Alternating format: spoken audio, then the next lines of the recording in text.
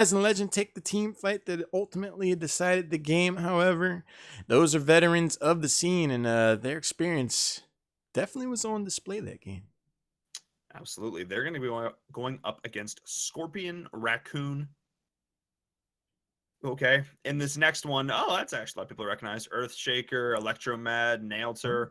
That's pretty solid roster there as well. So that's going to be a decent matchup here. I'm excited for that as well. Across the way, we've got East Coast Revolvers up against the new guys. So that's Grim and friends. Okay, nice. The new guys are Stargate solid, Striker. man.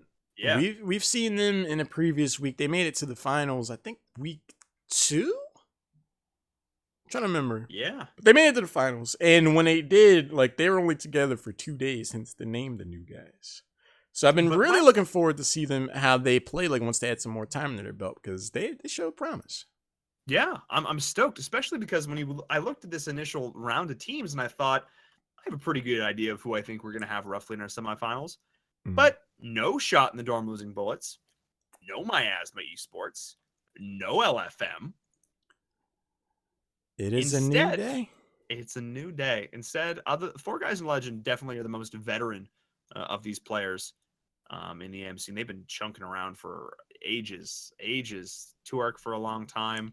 For that, nice as well. They've been a bunch of different stuff over the years. LZ Gamer has been just for years at this point. Yeah. So awesome to see there. So yeah, those are semifinal matchups solidified. I don't know which game we're going into. Maybe I Argy will believe tell we're us. about to hear from good old fashioned Argy. An You update guys versus just coming in. Oh. Our game is going to be Four Guys in Legend versus Scorpion Raccoon. Where did they come up with these names, man? Look, to be fair, back in the day, we named my amateur team Hake Nuchez, which is Latin for D's nuts. So I really can't judge anyone. And in 2 minutes, just look at my face when that dropped. Look at your face. You know what you're doing. You see We made this Sham guy. 2 and Solid Jake say that for like 20 minutes before they realized what it was. That was really fun. You and your Latin. Wanted to get a caster to say D's nuts on D's nuts on stream. Got That was him. the goal. Got him. Got he. We succeeded. So it's good stuff. All right, Scorpion, Raccoon versus Four Guys in a Legend. That's going to be fun. I think Four Guys in a Legend definitely the favorites going to this just due to their experience. But I wouldn't be surprised to see Scorpion and Raccoon put up a darn good fight here. I mean, we've seen a number of surprising turns in this bracket, all series really, and tonight's been no exception. Again, like I just anticipated, Shot in the Dorm Losing Bullets, just pulling it together, but the bar continues to rise here in the amateur scene. I mean, you every weekend it's like, oh, HGC's on, cool, all right, cool. Oh wait, that's how you play that? I like that synergy. That draft is neat. And then you take it to Hero Save and you start rocking faces. But don't do the force support. Don't do that. Don't do that. Don't do that. I like being the only support player on the team. One support's fine. Maybe like an off support. Maybe 2. Maybe if it's an off support, but not two primary supports. That's one too many. One too many. Two supports, one comp. But while we're getting you got that right. All right, cool. That's all it's face. I saw your face. Oh no! While we're getting the next game ready, we want to give a thanks over to Royal Light for the 3-month subscription. Again, all the subscriptions to the Heroes Hype channel will not only get you some pretty neat emotes, but you'll also be adding towards the reserves for a next level party. This coming BlizzCon, so definitely consider doing all that. NA LOL is definitely something you could throw around during HGC. A pretty good time. Yo, we are the channel with NA LOL. Haloran, just subscribe to Twitch Prime. Nicely done. Big shout outs to our buddy Haloran. Hey, that guy's pretty. I've heard of that guy before. He's pretty cool. I've heard of him.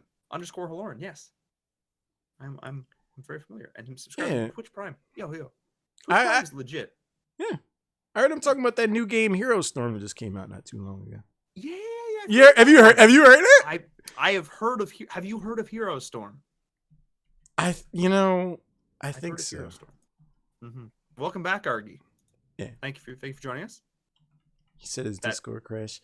Okay, well, um, welcome back to the good old. And again, our very own good old fashioned Argy has been holding down the abs for the evening. They just don't make them. They don't make them like that anymore, man.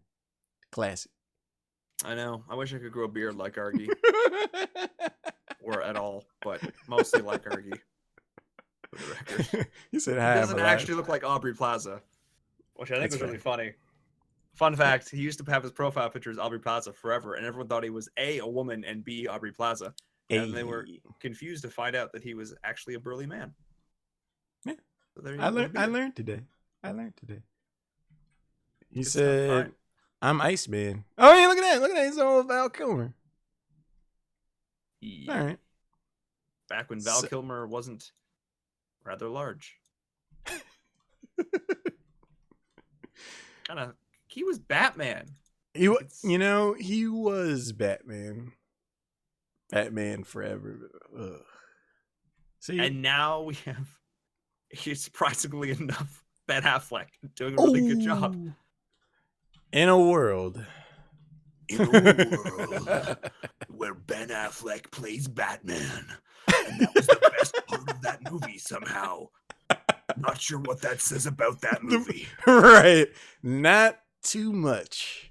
But we do have the map band starting. Ooh. Only 4 teams remain in this week's Heroes Hype Tempo Storm series. The winner of this game advances to the finals, which would be a best of 3 affair. Over on the other side, the East Coast Revolvers are presently taking on the new guys. The winner of that will be on the other side of the best of 3 and fighting for those points, vying for a top position in the finals. We hold on, just a second. Our good old fashioned Argy lets us know that Scorpion Raccoon have selected Bands Towers of Warhead. Doom. A little bit TOD. I like it. A little bit of map diversity here. Towers of Doom, probably not a map that's going to end too quickly here. They did change it, so at least we get some more options for some earlier game wins. Yeah. I do like that. So yeah, I'm excited to see that. We've seen a lot of BOE. Well, actually, we've only seen 2 maps tonight for BOE. So yeah, I'm excited to see something that's not that. Yeah, I mean, as much as I love Inferno Shrines, variety is, in fact, the spice of life. While we're getting all this stuff set up, though, we should be jumping into a lobby shortly. Again, we're up to $1,205 for our $1,500 prize pool goal. Again, big special thanks. A $92 donation tonight to get us to $1,200. Again, Graysville, thank you very much. Much appreciated. You can get involved yourself. ! Matcherino. Put in the code TEMPOHH if memory serves. You'll be able to add $1 to the prize pool. You can also get some really cool options. There are a couple of play sessions available for one of the coolest streamers in the scene, Rentaro. Oh yeah. Our favorite. She'll flame you. She'll flame me for an hour. This was her own words. She's a sweetheart. It'll be fun. She's really cool.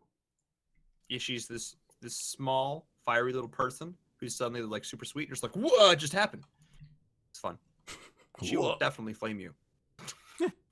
That'll happen. She will flame IRL. That will also happen. Good times. Argy is now playing for 4 guys in Legend. Excellent. 4 guys. No, 3 guys a legend and an Argy? Yes. Or no, maybe it's just 3 guys and 2 legends again. Maybe Argy's a legend himself. Argy? I like they don't make them like that anymore, man. They just don't, man. They just good don't. Good old-fashioned Argy. Argy down. Down, Argy.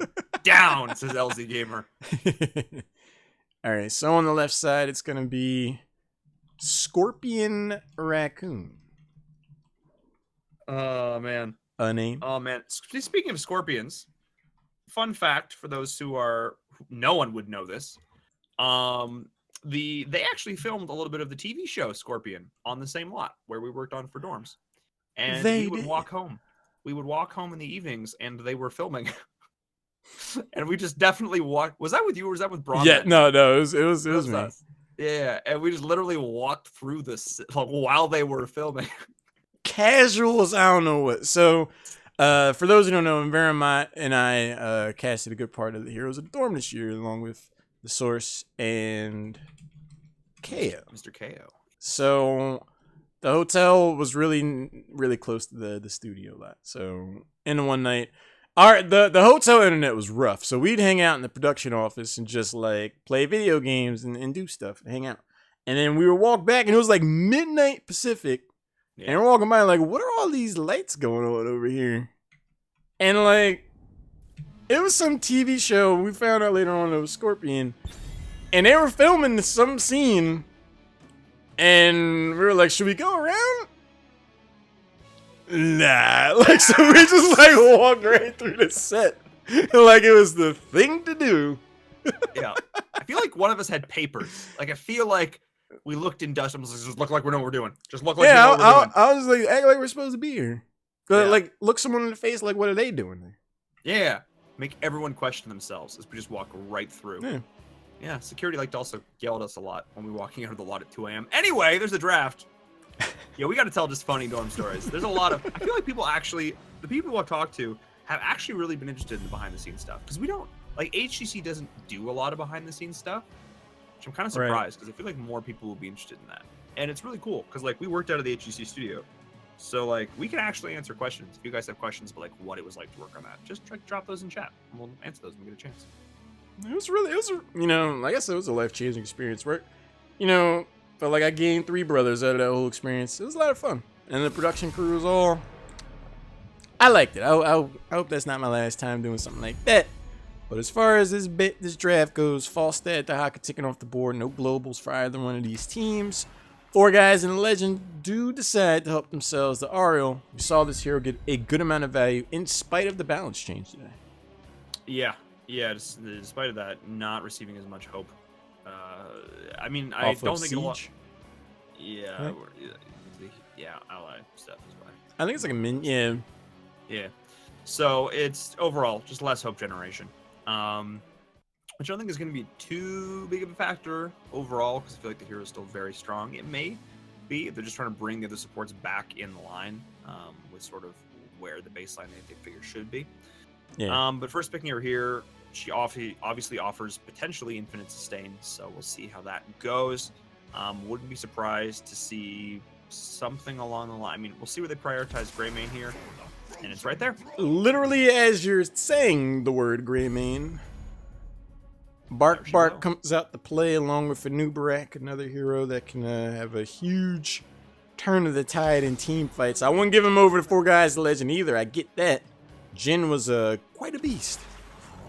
Yeah, absolutely. And Cassia, the Wonder Woman skin picked up with Arthas. I have hope the Wonder Woman movie's not going to be terrible. Fingers crossed. We'll see how much the blinds go into play here. Ariel obviously be able to add to that. We'll see if they draft into any more of that to assist the Cassia. Let's see if we see the double support with the Lily. I would imagine we will, so I would like to actually see that banned by Scorpion Raccoon. What a world we live in. Hey, man. I know a guy that's been saying secondary support Lily is sleeper OP for months. Dude, it's been like For a months! year. Like a year, man. Ready for a bit. Oh, wait, I'm banned. Ready for adventure? No! No! Go to your room, Lily. Go to your room. That's exactly it. Yes. That's exactly what it is. Oh, man. Lily gets grounded, is not able to go on an adventure. Abathur's going to be banned out as well. Zeratul was hovered, so we could see him towards the back end of the draft. I get it, though. With the early Cassia pick, leaving a secondary support like Lily out there, who's done a respectable amount of damage for a while now. You throw some more blinds on Cassia, could have a bad time. You're going to have a bad time, indeed. I wouldn't be surprised if we still potentially saw a double support come out for them. But we'll see. It depends on how many supports they grab here. Tyrael's on the board as well. Wouldn't be surprised to potentially see a double warrior with Tyrael there. Grab the Malfurion as well in this rotation if on the side of Scorpion and Raccoon. Cassia obviously does quite well in this situation, but I feel like they're just going to want a little bit more sustain potentially. Also maybe look to grab, I mean, I know ETC's fallen out of favor recently, but his potential for stage dive and the global think is definitely an option. Oh, Uther over Mouth. Space Uther, no less, shows up. Now, I like this choice a lot. I think Uther's position in a draft is best after the second ban phase, after you've seen at least 1 or 2 stuns or roots in total from the enemy composition, because the level 7 talent, Guardian of the other talent that's been picked a lot over Cleanse these days. Guardian of give them 75 armor. Right. Guardian of the give them 75 armor. Anytime Arthas throws a root down, anytime someone catches a Attainment Strike, Uther heals them, and suddenly they're a tank. Yeah. I mean, I love it, like, aesthetic and lore-wise, the idea that he's truly a paladin now, again. Like, he feels beefier, he beefs some of the people with buffs and heals, like, it feels aesthetically correct, and I wondered if we were going to see a Brightwing. I wondered, and we are. I knew they wanted a global. I knew they needed a global. I dig it. Invariant with the insight, you know, we got a couple of globals, 3 globals banned out in the form of Dahaka, Falstad, and Abathur. You got an Ariel. And before double support was really a thing, like, there was a time where Ariel Brightwing was a very strong pairing, so I'm not surprised to see that start to make its way back into the meta, especially in an instance where you do want a global. You take some of the fallbacks of having a solo Brightwing is like, yeah, you have her soaking, but you have no support for the initial parts of a team fight. But with Ariel there, you shore some of that up and you get yourself some soak, so a lot of synergy. Yeah, I still don't hate the ETC pickup here. I actually don't hate that at all. But we'll see how they go here. There's not a whole lot of disruption for that, and I feel like the stage dive might get value, but there's still quite a lot on the board from here as well. Tyrael is still very much an option. They go with Leoric instead. Interesting. I'm curious to see what value Uther's gonna get out of all this. I mean, Leoric's gonna get out of all this. Like, he throws the Entomb down, depending on, you know, he's got to worry about the Attainment Strike. I don't know. I agree with you. I feel like ETC would have been a stronger selection overall. Do you have enough lockdown in the Anubarak Uther stun chain to where you can get away with a non-stun second warrior? Interesting. Yeah, I don't know. It's interesting. I mean, I get the idea of the Leoric. You know, the Entomb can lock down Cassia and Arthas and Ariel and whatnot. But they have Crystal Aegis. They potentially have Emerald Wind. Mm-hmm. And obviously Drain Hope's good in a double warrior. Can't deny he's a really strong solo laner. But so is Greymane. And I think Greymane would have been just fine in the solo lane. Obviously they're going to lane that Leoric into the Arthas. But I actually feel like Greymane would have had an okay time. You know what? It's definitely a stylistic choice. Let's see how they play it here. I never want to question something until I see it in action. That's not true. But in this case, yes. Well, we're about to see exactly that. Over on the left side, we have Scorpion Raccoon. Nailed to the Spores on Uther, Earthshaker is playing Leoric. Electromad's on Greymane. Jazz is on Anubarak. And Sourray are rounded out on Gul'dan.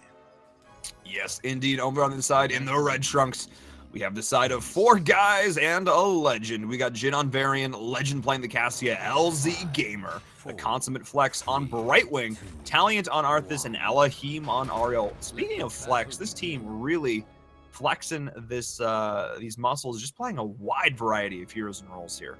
Well, I mean, this isn't their first rodeo. Like you said, LZ Gamer's been around since the alpha. So that's a ton of experience. You've seen every permutation of heroes, so you are effectively the definition of flex when you have that much experience. But LZ Gamer finds himself at half health. Jin's waiting for shield wall. I can guarantee you that. The level 1 team fight, lack of prowess makes itself apparent on Varian, but no takedowns just yet.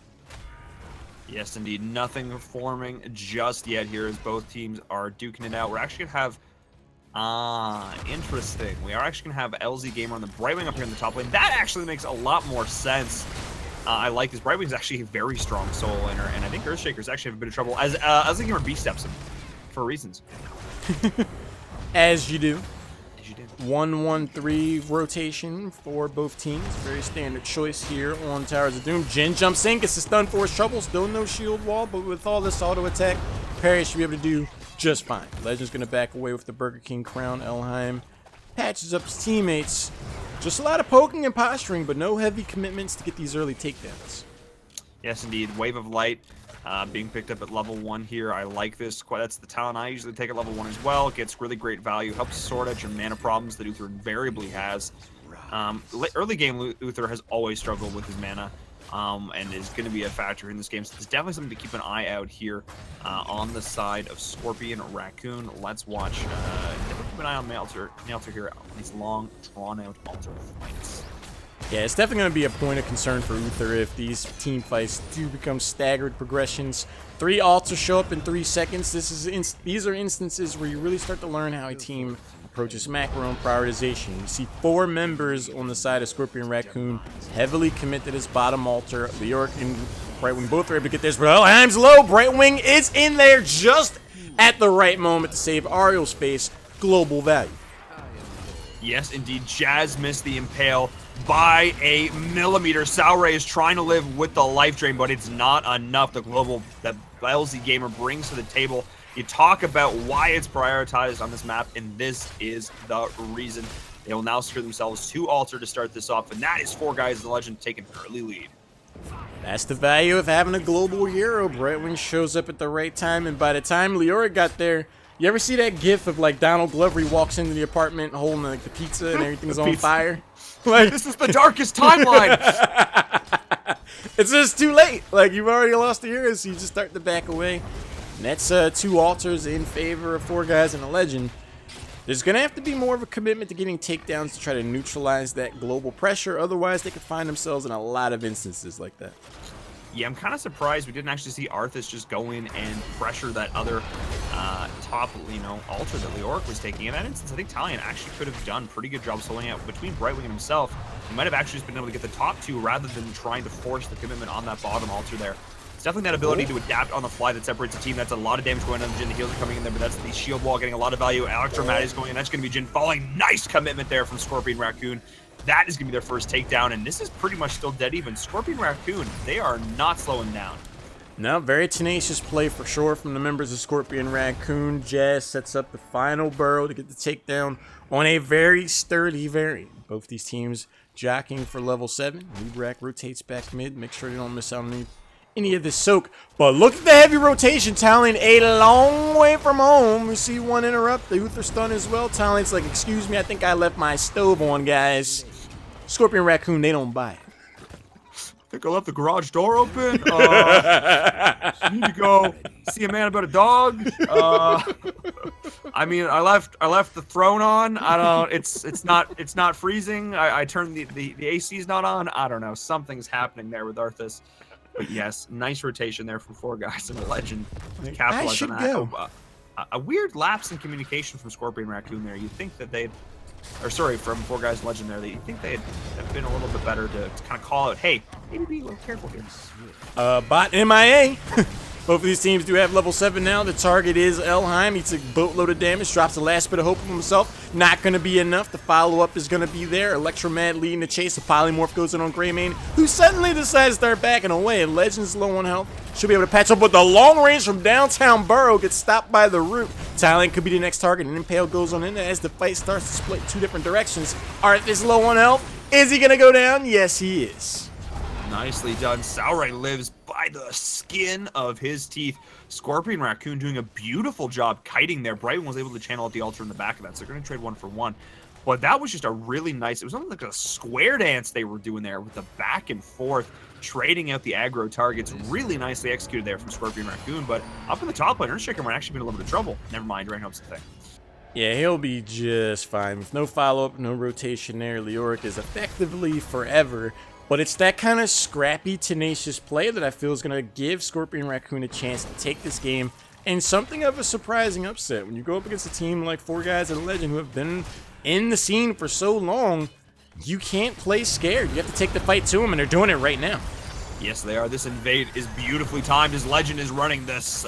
Man, the blind getting a lot of value here. Getting a lot of value out of Surge. Inner Light, I should say. And that is the wrong talent. There you go.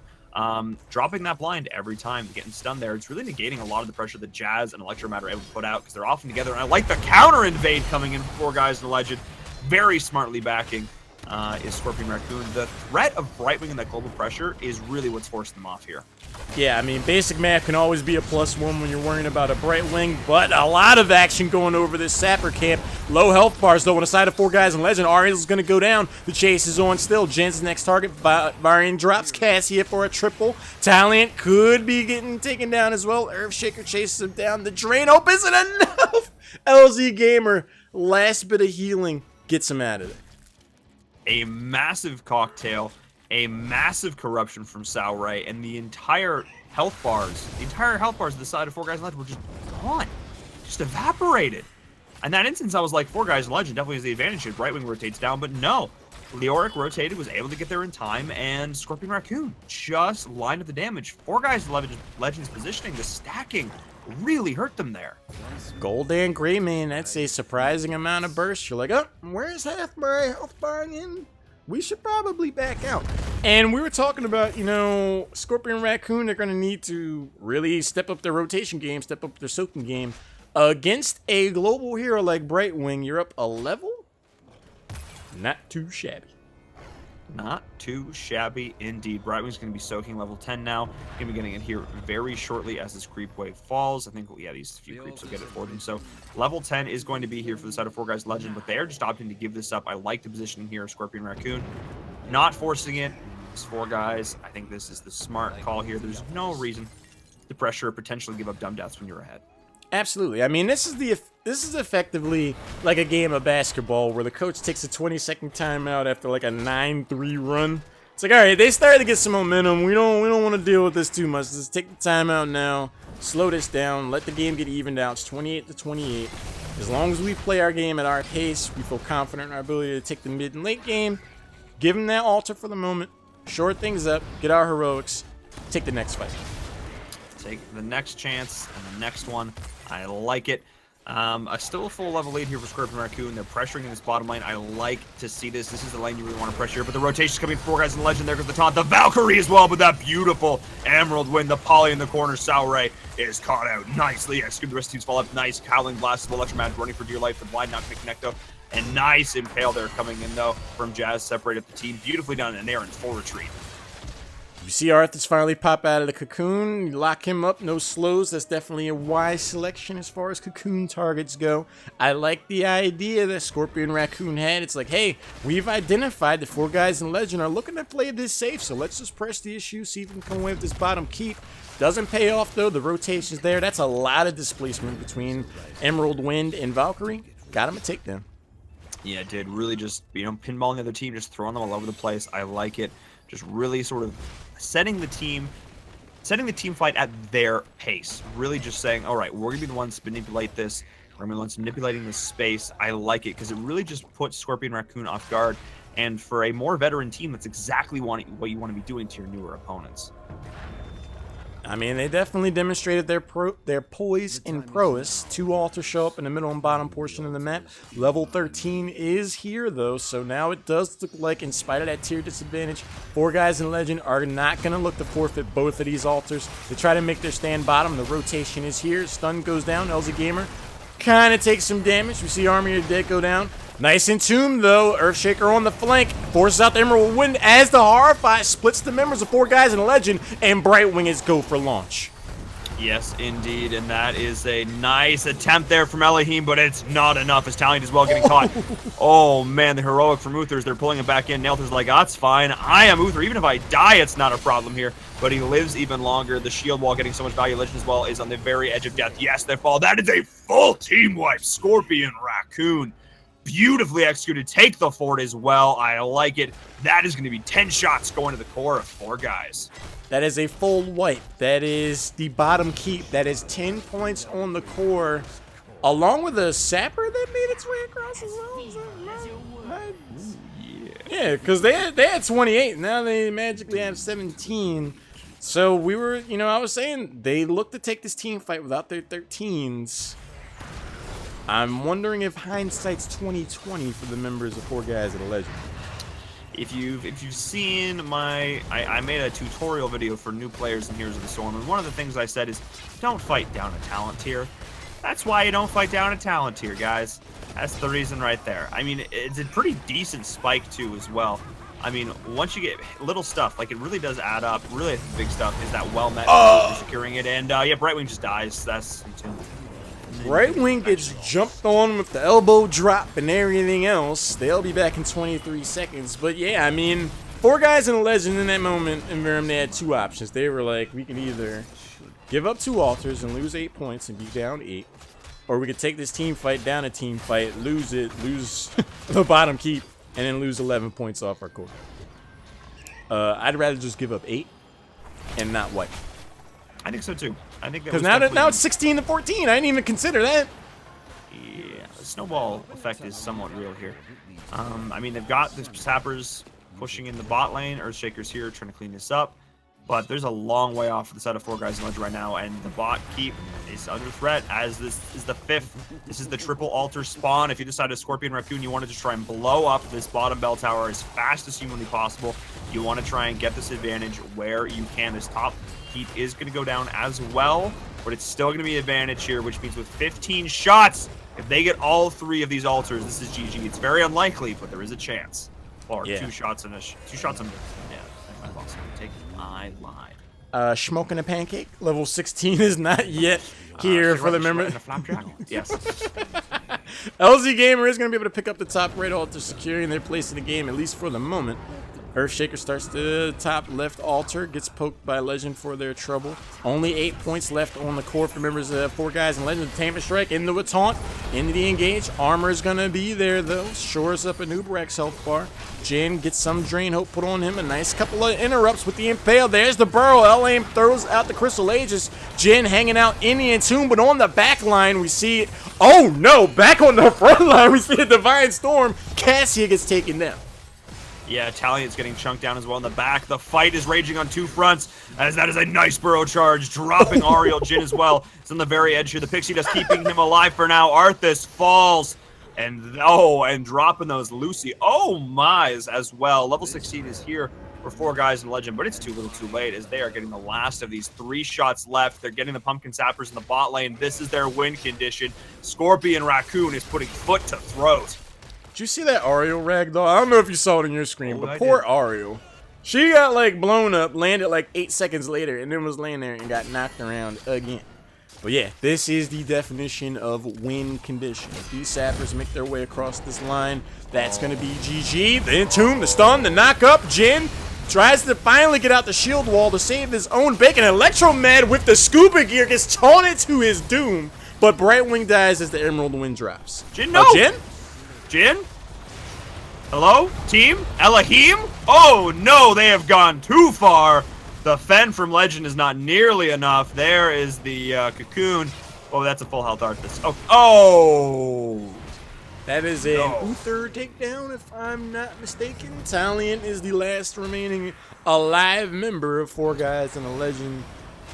Betting the farm on stopping those sappers. To an extent, they were successful. Only 1 managed to make it across the line, but they just threw themselves at the wall. Yeah, this top bell tower is under pressure. This mid bell tower is under pressure. Level 20 is around the corner. Scorpion Raccoons. They have an unorthodox name, but their play style is anything but. They're executing this like consummate professionals. They're doing exactly what they need to do to keep themselves in this game. And not only that, but get themselves even further and further ahead. 2 shots are here. We've got Pumpkin Sappers pushing in the bot lane. This is, again, potentially the fight. And 4 guys in Legend need to play this perfectly. And this is the doomsday scenario for 4 guys in the Legend. A single altar in the bottom lane that we've already seen Scorpion Raccoon holding control of. This is going to be rough. You cannot be 2 places at once. You can't let these sappers go across, and you can't let the altar go in. The Horrify drops Earthshaker out on the island. Brightwing gets taken down. This could be the beginning of the end for the night of 4 guys in Legend. The Divine Shield forces out the Crystal Aegis to follow up. The Impale is going to take down Arthas. Another hero. Variant drops as well. This is for sure the game. That is absolutely it. GG indeed. And that is Scorpion Raccoon taking it with this final altar. Well played by them. 24 kills to 4. That is how you want to win a game of Towers of Doom, and that is going to be it. They are going to advance to our grand finals here. And what a matchup here. 4 guys, Legend look convincing, but Scorpion Raccoon showing off. every week it feels like there's a team. It's like, who are these guys? Like they just show up out of nowhere. And this week it appears to be Scorpion Raccoon. Now, I'm not sure if it was just a momentary lapse in judgment where it's like, it's veterans making something of a rookie mistake, or if it was a group of veterans just saying, hey, like, we were confident in ourselves. We can take this fight without our 13 talents. But in Verum, I submit to you that decision to try to contest those two altars without their level 13, I never saw an instance where four guys in Legend made it back in the game. Yeah, that was really the situation that sort of tilted the scales and really just sort of put them over there. I mean, at some point, you just got to choose. You just got to decide, hey, we're going to get behind here, but long term, it's going to be better for us. And they tried to just say, we can outskill them, we can outplay them, but they just couldn't. A really nice executed team fight came out there for Scorpion Raccoon, and they were just able to capitalize on small mistakes and just snowball it. And then what could have been 8 points became 11. Became them converting into a boss, became getting map control, and you're right. There's just no iteration of reality where they come back from that at that point, barring huge throws from Scorpion. Yeah, I mean, it almost feels like it's been a night of hubris, where it's like teams that are on paper, it's like if they play the game straight up, if they mind their P's and Q's, they should have this game. Like we know this team, but we had LFM taking selections from the audience about what kind of comp they wanted to run. That finally ended up coming to backfire. That Acme Dynamite kit finally exploded in their face. And now we see four guys in Legend make mistakes that, don't fight down a talent tier. Like that's Heroes 101. And we've been talking up, they've been playing, they've had alpha players. They know better than that. They just decided to go out there and do it. And Scorpion Raccoon were like, we might be some new kids on the block, but we've done our homework. Yeah, we've definitely done our homework. So I'm digging it. I'm digging it here. It's going to be Scorpion Raccoon